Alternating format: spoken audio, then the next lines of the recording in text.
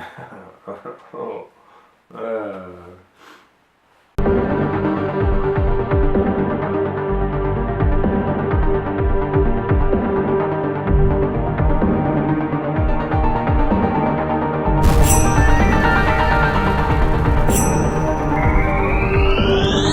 Greetings and welcome to Book Invasion. I am Scott, your host for this lovely video. Today we're going to be doing the Booktube Real Talk Tag.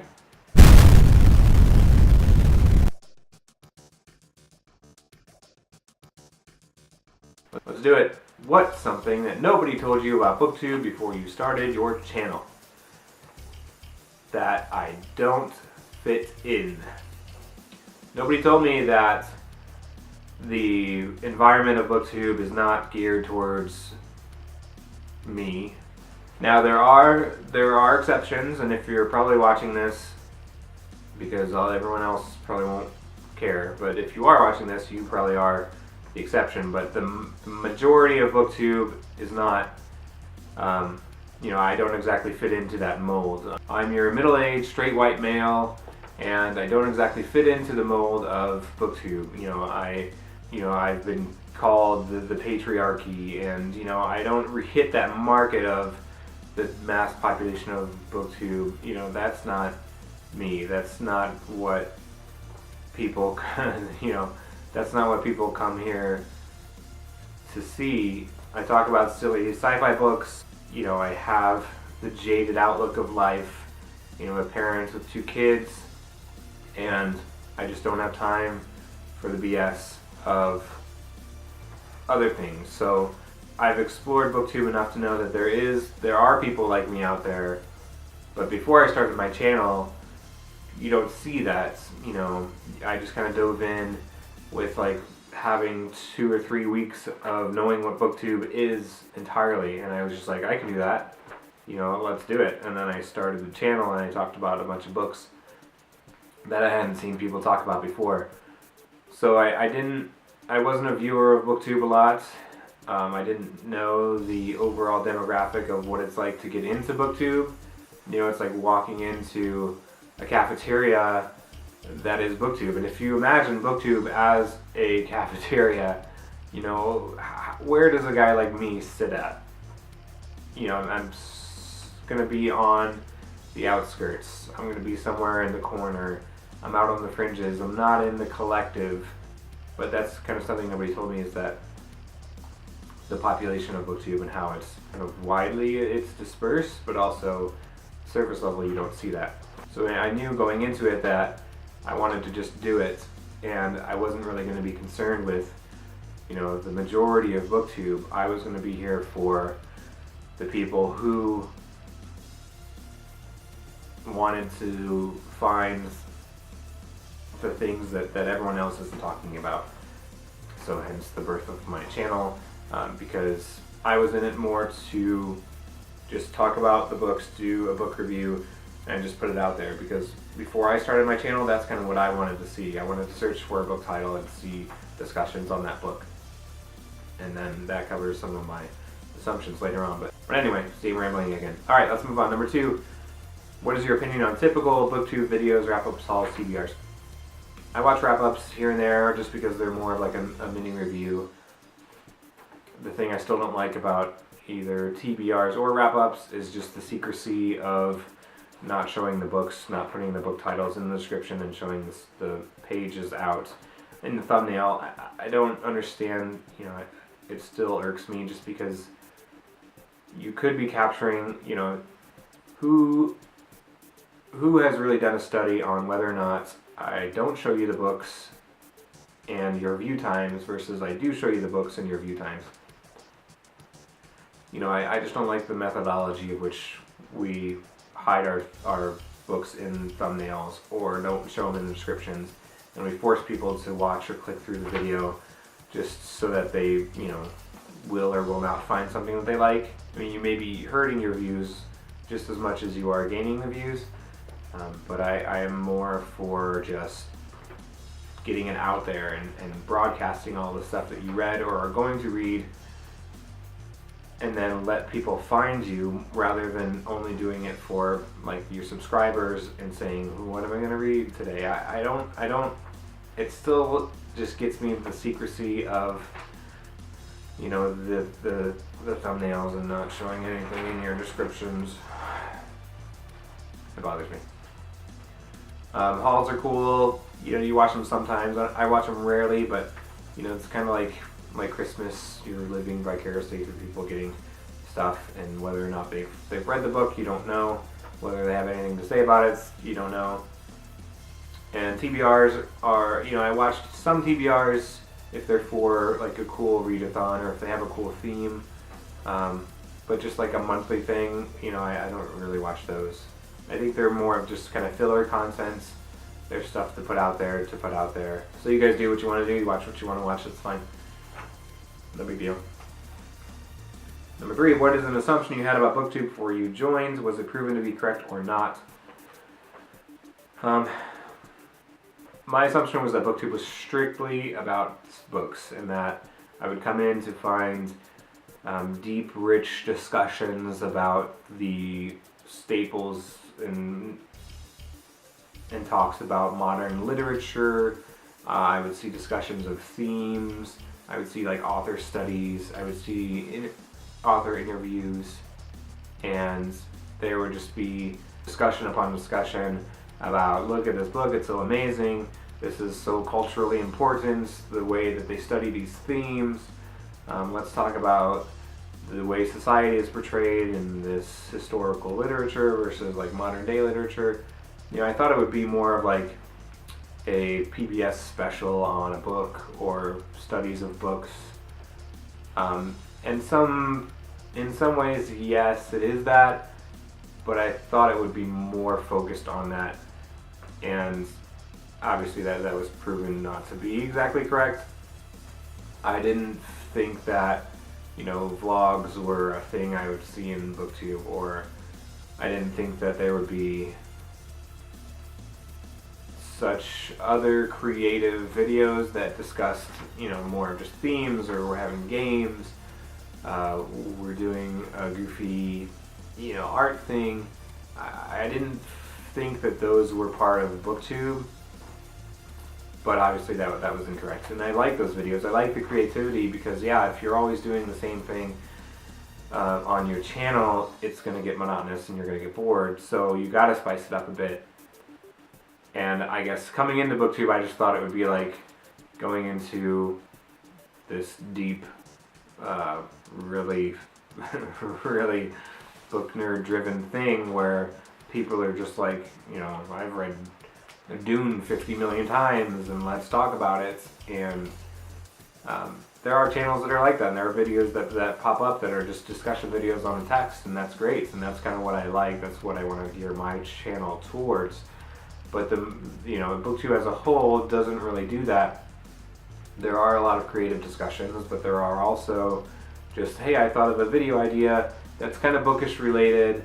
Let's talk about a book character. Let's talk about different things. And it's not just, here's a text, let's discuss this specific text. You know, as far as the eye can see, you don't get that. It's a lot of more creative things, and I guess I hadn't thought that that's what Booktube was, but obviously I was wrong on that. Huh, the camera messed up. That's what happens when it gets real, people. Anyway, what's something you've done that actually helped grow your audience? I think just doing some tag videos, commenting on a lot of videos, being active on Twitter a lot, that kind of helps get my niche audience and the people that always kind of comment on my videos and that I always comment on their videos. Being active, because Twitter, obviously you can be active daily, and it's not just like putting a video out and then watching the comments trickle in. It's not a good way to hold like a conversation or do shout outs and stuff like that. And doing tag videos is fun because you have, just anyone can do it, and then that kind of grows your audience. Like, oh, I was tagged by this guy I've never heard of before. Let me go check him out. Oh, he's cool. And then, they maybe subscribe, and then in their video I was tagged by, this guy, and then people who see their video can click on your video. So I guess kind of passing that around the chain, doing some tags, and being active on Twitter. All that I have on my channel is book reviews and tags. So I mean, it's apparently worked okay for me. So I haven't really done any outreach. I've done a 200 subscriber, thing, but other than that, I haven't really done any big announcements. I haven't done any to win this, you have to subscribe and retweet and follow me on Twitter. That's gonna get you just a bunch of people who don't care. So I've liked to have it grow organically, and that's kind of, what I'm gonna stick with. What's a common mistake you see new booktubers making, or one that you made?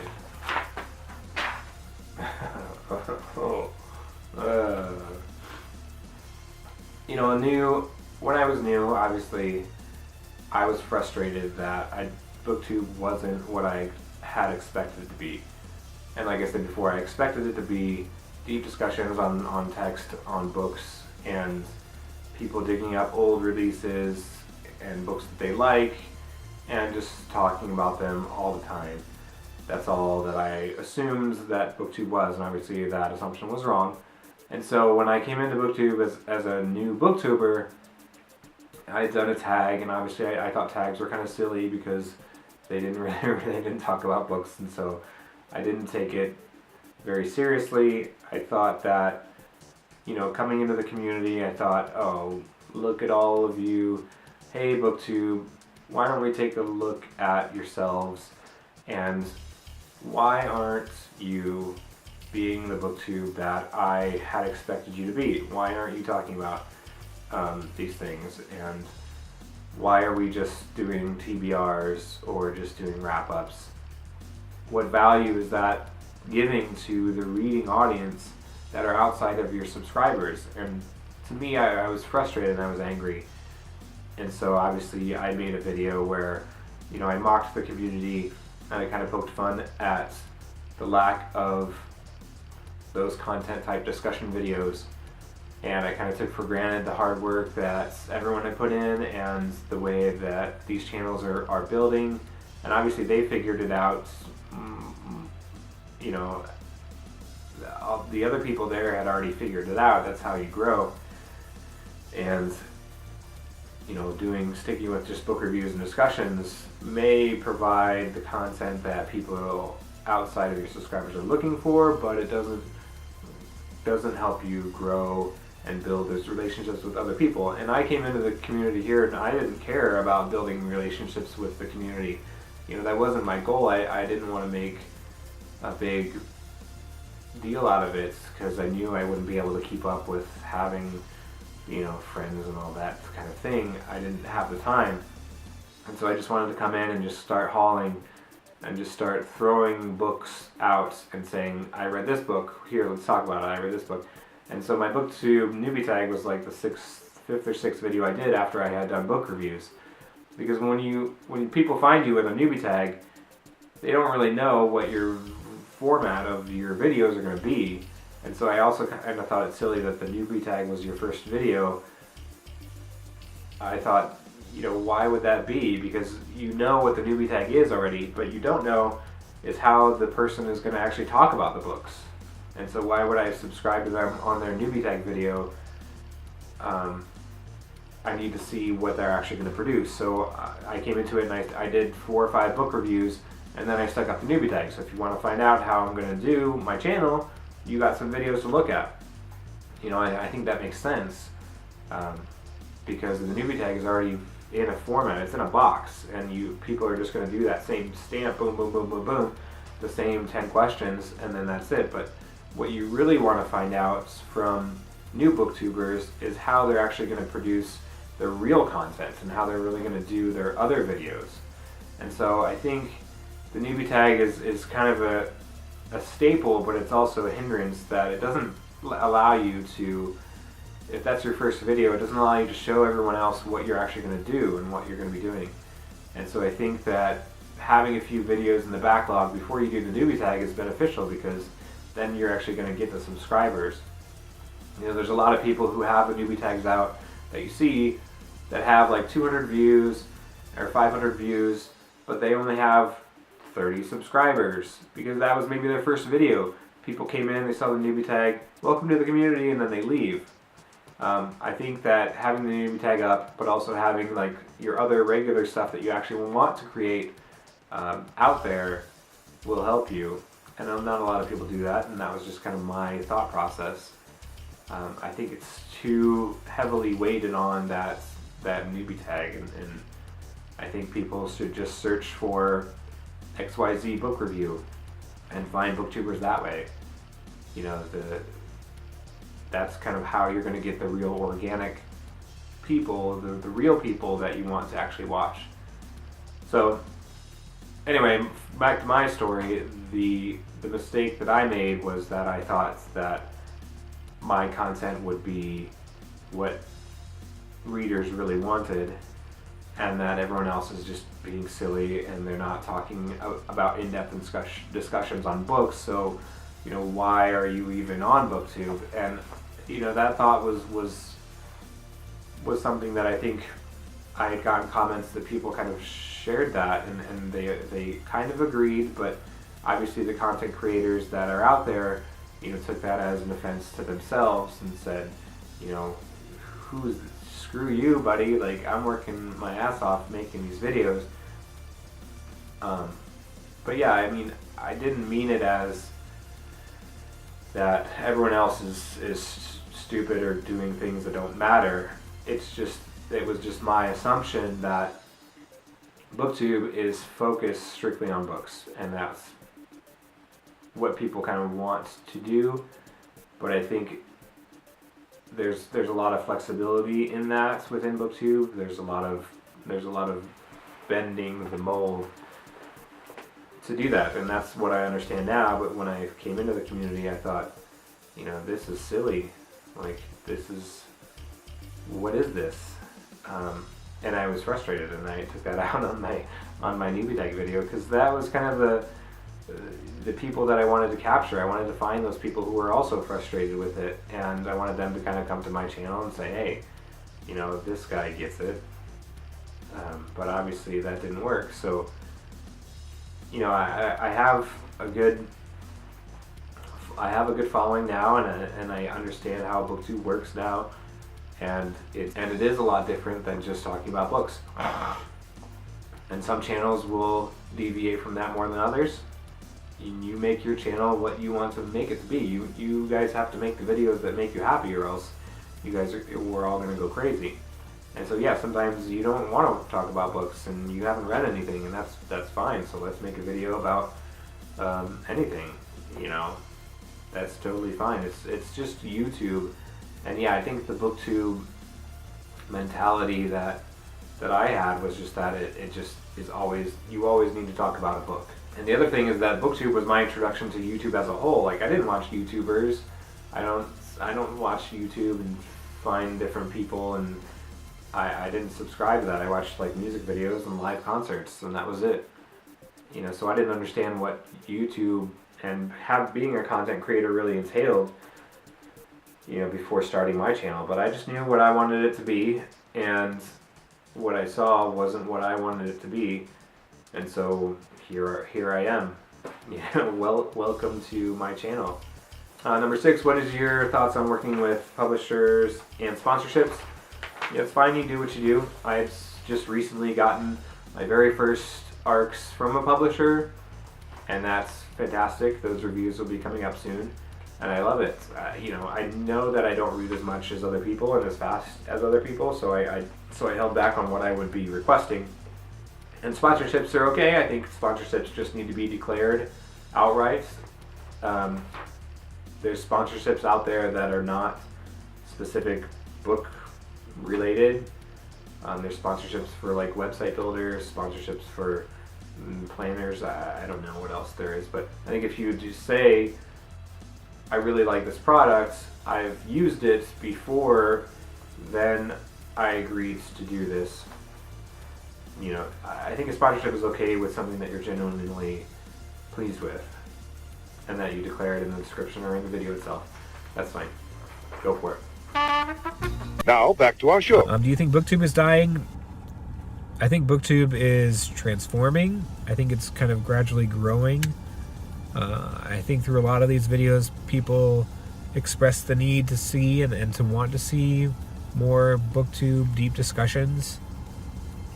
People want to see more single book reviews, and I think people are seeing the value in doing those for themselves as opposed to just doing them for the views. So I think Booktube is kind of transforming into more of, okay, maybe I can do a book review for this. But I think Booktube is kind of having a self-reflection moment and saying, you know, am I getting tired of doing these staple content videos? You know, the people have been sprucing them up and putting different spins on them. I think that's great, but how many more spins can you do on it before it eventually just starts to get monotonous? So I think the interesting pieces of Booktube are the ones where, you know, they do something more original, which obviously would be doing a take on a different book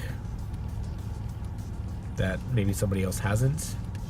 That's the kind of the most original content you could have. So I think Booktube is growing. I think there's a new era of Booktube that's been ushered in. But maybe that's just me. Let me know what you think in the comments. And number 8, tag your friends. Yeah, I'll tag some people who maybe haven't done it yet. But thanks for watching my tag video, and we will see you next time. Later.